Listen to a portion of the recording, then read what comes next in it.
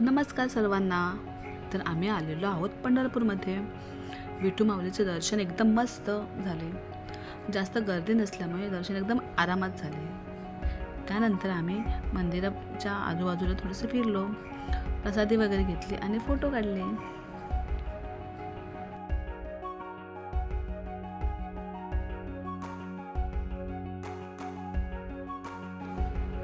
इथे आमची श्रीदाई खूप एन्जॉय करत होती. तिलाही फिरायला खूप आवडते, त्यामुळे ती मस्त एन्जॉय करत होती. तिने थोडाही त्रास दिलेला नाही.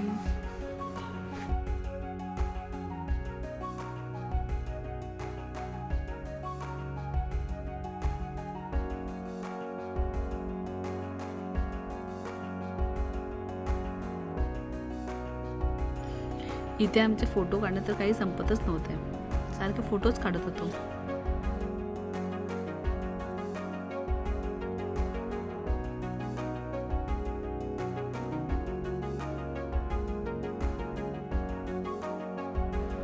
नंतर आम्ही चंद्रभागा नदीच्या दिशेने जायला निघालो.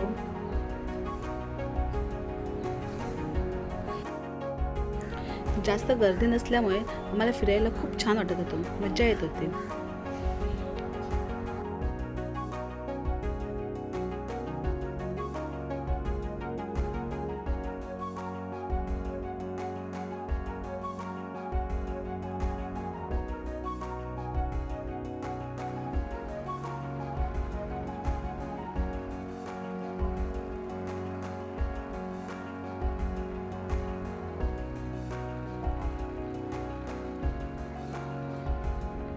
इथे श्रीदाला पाण्यात उभे केल्यावर श्रीदा खूप घाबरत होती.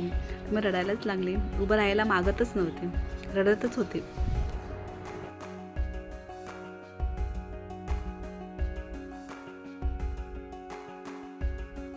विठू माऊलीचे दर्शन घेतल्यानंतर आम्ही तुळशी वृंदावनमध्ये आलो. इथे अनेक वेगवेगळ्या प्रकारच्या तुळशी आहेत आणि खूप छान आहेत. इथे श्रीदाई तिचं ते काय काय करत होती. विठ्ठलाची मूर्ती ही खूप मोठी आहे आणि खूप मस्त आहे.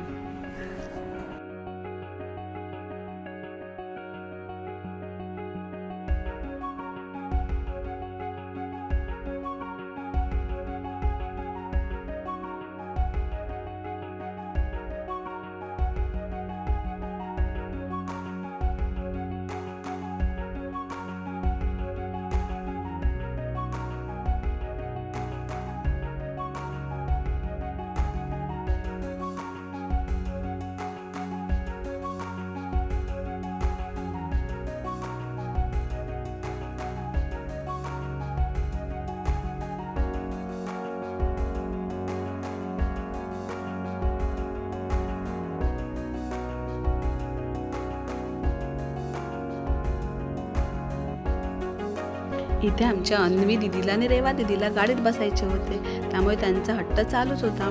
शेवटी आम्ही त्यांना गाडीत बसवलेच. त्यानंतर त्या मस्त एन्जॉय करत होत्या आणि खूप खुश झाल्या.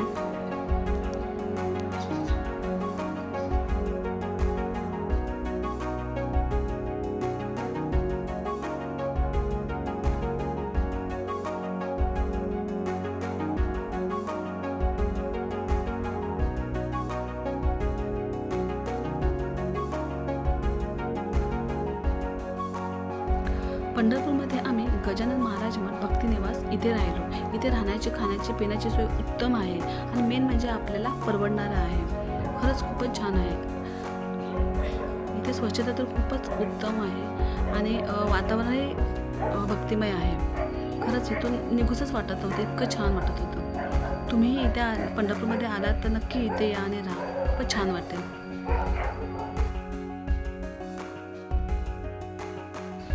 तर अशा तऱ्हेने देवदर्शन घेऊन आमचा परतीचा प्रवास पुन्हा सुरू झाला आणि देवदर्शनने आमचं खूप मस्त आणि छान झालं.